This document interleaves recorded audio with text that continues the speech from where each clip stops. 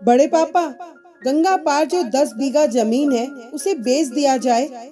पटना में हमको नया फ्लैट लेना है और रिंकू को अमेरिका भी भेजना है।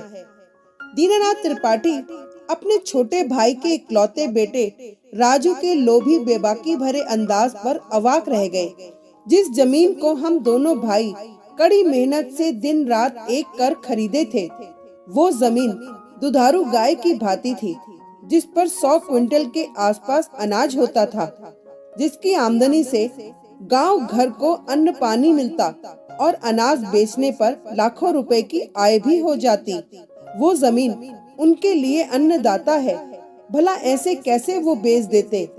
हृदय में क्रोधाग्नि भड़क उठी, लेकिन स्वयं को संयमित कर राजू का मुंह भौचक होकर ताकते हैं।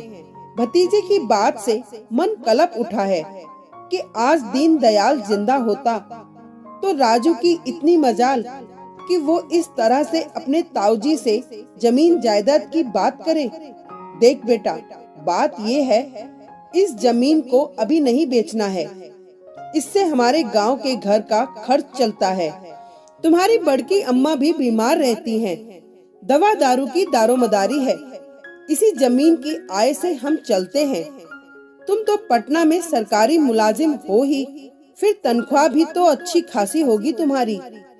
हम गृहस्थ आदमी ठहरे, ये जमीन चली जाएगी तो हम क्या खाएंगे, क्या पिएंगे। हमारे बाबूजी ने हम दोनों भाइयों के नाम एक से रखे थे, दीनानाथ दीनदयाल।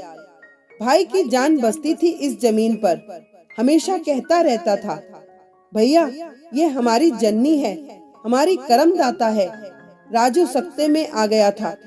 उसने तपाक से कहा, देखिए बड़े पापा, हम कुछ नहीं जानते, इसमें मेरा भी हिस्सा है, इसीलिए आपको बेचना ही पड़ेगा। बड़े शहरों में रहने से 50 खर्चे हैं, बिजली का बिल, पेट्रोल, बच्चों की जरूरतें हैं।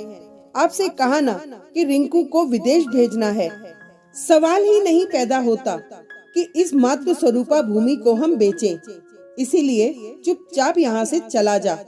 दीनानाथ जी गरज कर बोले, राजू तू तो भूल गया ना, तुम्हारी पढ़ाई के लिए हम दोनों भाइयों ने अपनी जरूरतों में कटौती करके तुम्हें दिल्ली भेजे ताकि तुम्हें कामयाबी मिले IAS की कोचिंग के लिए। अब कमा रहे हो तो भी तुम्हारे खर्चे सुरसा के मुंह की भांति बढ़ते जा रहे हैं। लेकिन बड़े पापा, राजू का स्वर नरम पड़ा, पहले पटना वाले फ्लैट का हिसाब किताब करो।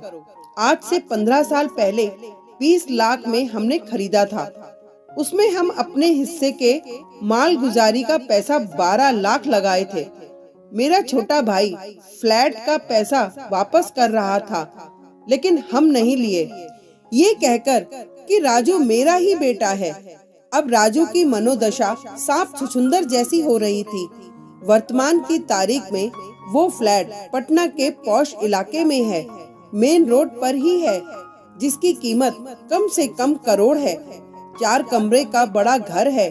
सभी कमरों में बालकनी, बाथरूम जुड़े हुए हैं, जिसमें बड़े पापा ने ज्यादा पैसा लगाया है। गांव की जमीन बेचने पर बमुश्किल 20 लाख मिलते। इससे अच्छा है कि चुपचाप खिसक लो। ठीक है बड़े पापा, चलता हूँ, कहकर राजू निकल गया।